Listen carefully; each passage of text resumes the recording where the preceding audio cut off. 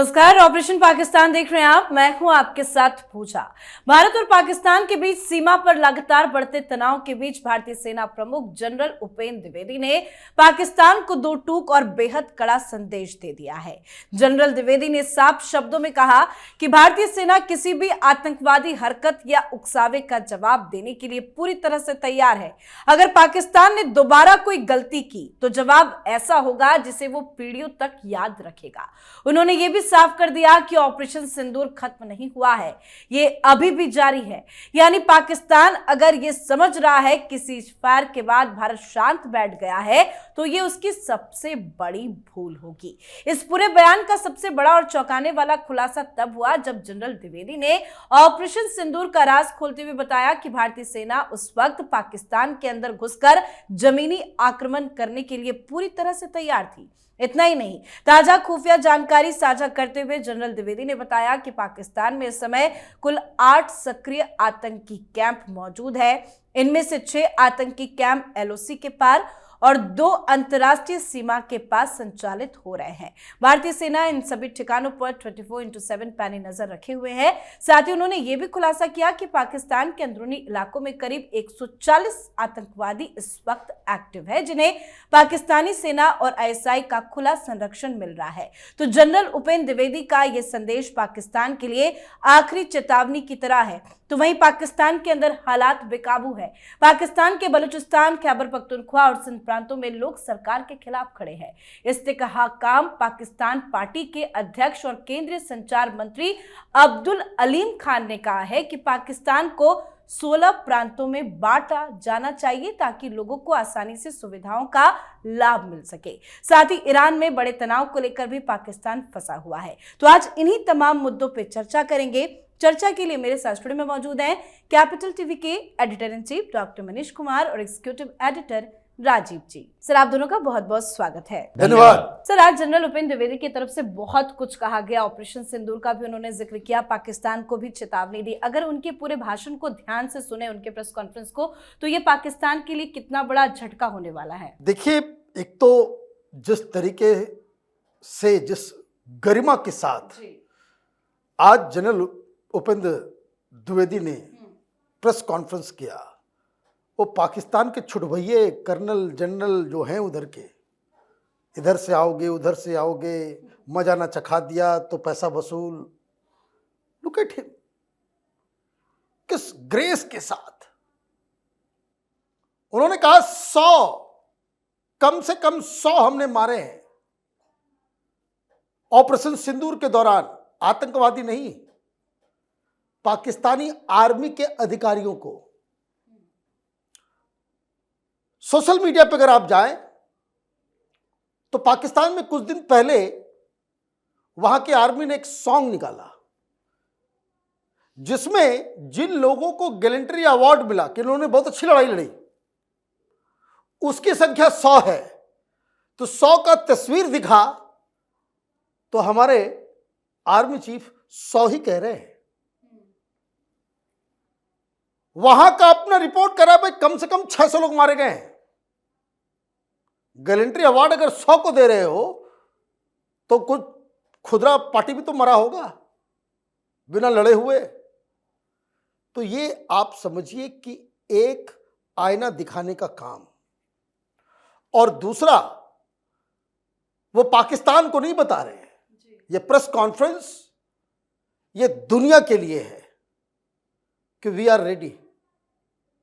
और ये अपनी हरकत से बाज नहीं आ रहा है। जब ठोकेंगे तब फिर ये मत कहना कि हमने जो है डोनाल्ड ट्रंप की तरह जो वेनेजुएला के ऊपर कब्जा कर लिया।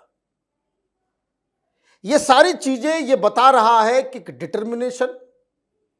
पहली बार आर्मी चीफ सामने आए हैं और उन्होंने क्या कहा, सबसे बड़ी चीज कि इस बार अगर आपने गुस्ताखी की तो इस बार जमीन के अंदर घुस के हम इलाकों को फिर कब्जा करेंगे।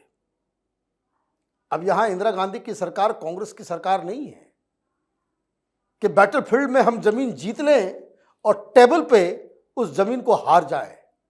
ये नहीं होगा। मतलब जो तमाम एक्सपर्ट्स कह रहे हैं, यूएसए की रिपोर्ट जो कह रही है कि आगे आने वाले 1-2 महीने के अंदर पाकिस्तान के साथ एक फुल फ्लेजेड वॉर होना है, तो आप ये समझिए कि पीओके के मुक्ति का समय आ रहा है, सरक्रिक के मुक्ति का समय आ रहा है।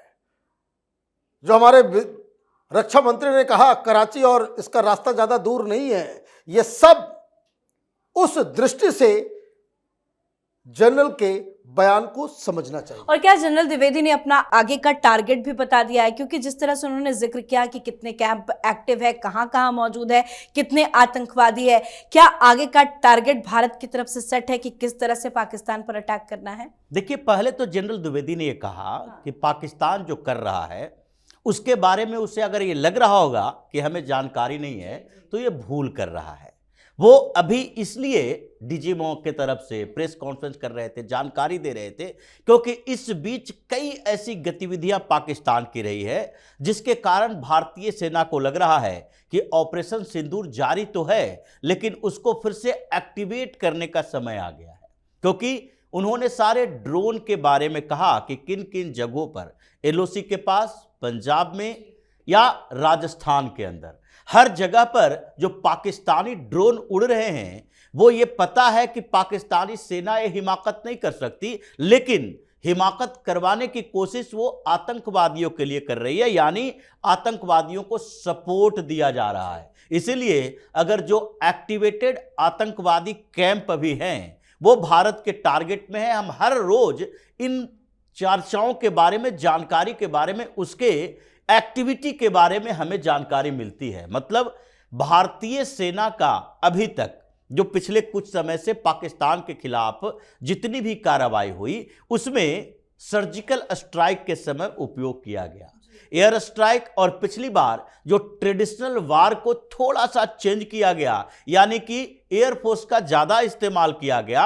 उसके बाद से इंडियन आर्मी ये इस चीज की तैयारी कर रही थी कि अगर पाकिस्तान की तरफ से एक्टिविटी बढ़ी, अगर सेना का मूवमेंट बढ़ा, अगर एलओसी पर ज्यादा गोलीबारी हुई तो उसके बाद इंडियन आर्मी तैयार है फुल फेयर वार में जाने के लिए। यानी अभी जो भारत की तरफ से कहा गया ये दुनिया के लिए नहीं बल्कि पाकिस्तान के लिए भी एक सबक सिखाने वाला है कि ये मानकर चलो कि कुछ समय के बाद जो अमेरिका की रिपोर्ट ने कहा कि अगर एक भी गलती पाकिस्तान करता है तो इस बार भारत जवाबी कार्रवाई करने के लिए तैयार है, वो सच साबित होगा। कुछ समय के अंदर ही फिर से हो सकता है सर्जिकल स्ट्राइक की तैयारी है, क्योंकि एलओसी के पास 6 टेररिस्ट कैंप की बात इन्होंने की, और 6 टेररिस्ट कैंप मतलब एलओसी में घुसने के लिए किसी की परमिशन की जरूरत नहीं है, वो तो हमारा ही हिस्सा है। इसलिए इंडियन आर्मी ज्यादातर एलओसी के पार की बात की है, पाक अधिकृत कश्मीर की बात की है। बिल्कुल। अगर बात करें पाकिस्तान के इंटरनल कंडीशन की तो वहां पे क्या कुछ चल रहा है? मुनीर, कैसे ईरान में जिस तरह से लगातार प्रोटेस्ट हो रहा है उसको लेकर कैसे फंसे हैं?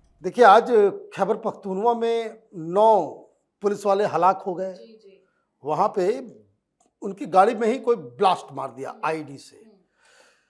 तो इसका मतलब ये है कि आर्मी के कंट्रोल में, मुनीर के कंट्रोल में ज्यादातर खैबर पख्तूनवा का ज्यादा इलाका, आपका इधर बलूचिस्तान के इलाके में आपका कंट्रोल और कमांड सिस्टम जो है वो फेल हो रहा है। लेकिन सिर्फ यही समस्या नहीं है। समस्या मैं देख रहा था कि खबर कि जिस हिसाब से अचानक से अमेरिका ने इजराइल के कहने पे अब ये कि आप हमास के साथ मिलजुल रहे हो, तो आज वाशिंगटन से खबर आ रही है कि डोनाल्ड ट्रंप और व्हाइट हाउस का जो वरदहस्त मुनीर के सिर पे था वो अब ठंडा पड़ गया है।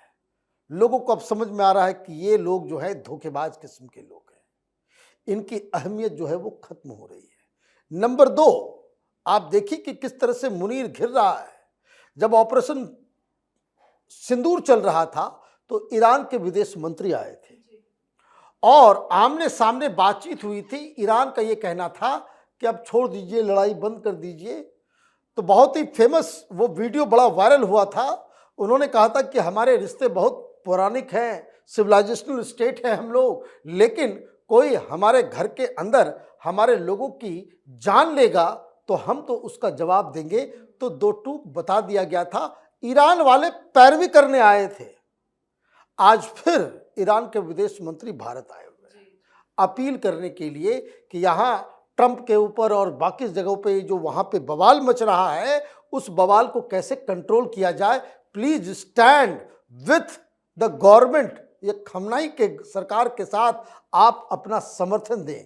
तो कहने का मतलब ये है कि ईरान जिसके साथ दगाबाजी आपने की, जो दगाबाजी आपने अमेरिका के साथ की, जिस तरह की दगाबाजी आप अपने लोगों के साथ कर रहे हो, इसकी तो लोकस स्टैंडर्ड ही खत्म होती चली जा रही है। और लोगों को भड़काने के लिए, लोगों की आस्था वहां की आर्मी में रहे, इसीलिए आप कुछ इस तरह का प्लान कर रहे हो जो राजीव बता रहे कि भाई वहाँ पे ट्रेनिंग कैंप बना करके आतंकवादियों को भेजना, हथियार को भेजना, ड्रोन को चला देना, ये जानते हुए कि आप एक कदम लोगे इंडिया वाले अटैक करेंगे, इंडिया वाले अटैक करेंगे तो फिर जनता के पास और कोई दूसरा चारा नहीं बचेगा।